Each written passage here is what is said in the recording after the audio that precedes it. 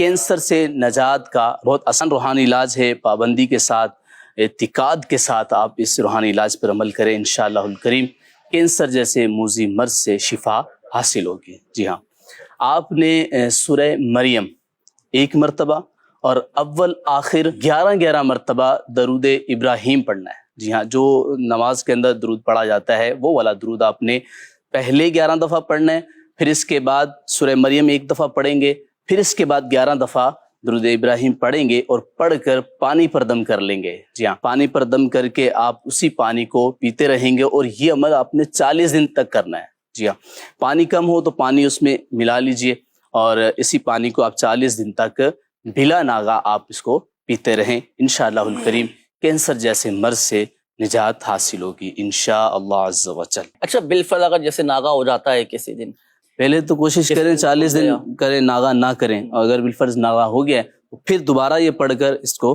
دوبارہ سے یعنی پھر دوبارہ 40 کی تعداد مکمل کر، ناغہ نہیں کرنا اس کے اندر. بالفرض اگر ہو جاتا ہے 40 پھر دوبارہ شروع کر لیں، دوبارہ شروع کر لیں انشاءاللہ مزید برکت. یعنی پھر دوبارہ سے نئے سرے سے شمار کرنا پڑے گی، دوبارہ سے ایام شمار کرنا پڑے گی. جی ہاں بالکل.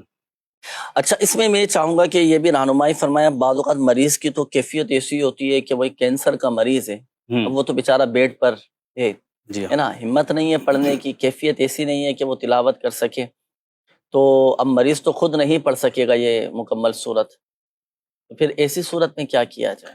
پھر ایسا ہو سکتا ہے کہ ایسا شخص جس کے قرآن پڑھنے کے لحاظ سے مخارج درست ہو، وہ سورہ مریم پڑھ کے ان کو دم کر کے دے سکتا ہے. سورہ مریم پڑھ کے ان کو دم، اول آخر وہی 11 دفعہ درود ابراہیم پڑھ کے بیچ میں ایک دفعہ سورہ مریم پڑھے اور دم کر کے. اچھا، یہ مریض کے پاس ہی بیٹھ کر دم کرنا ہے یا ویسے ہی اگر ہم جیسے مثال کے طور پر بھائی مریض کے پاس نہیں آ سکتے تو پڑھوا کر پانی پہ دم کروا کے ان کو پلا دیں؟ پڑھوا سکتے ہیں، کسی سے بھی پڑھوا لیں، یہ عمل کروا لیں اور وہ پانی مریض تک پہنچا دیں.